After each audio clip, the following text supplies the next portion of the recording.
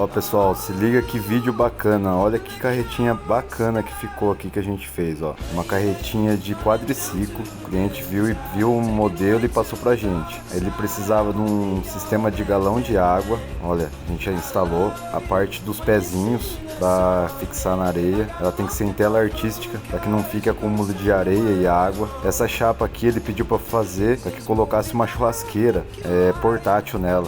Olha que bacana, aí você consegue colocar várias coisas ali dentro no transporte. E também vem com suporte para guarda-sol, que aí você regula a altura que você quer.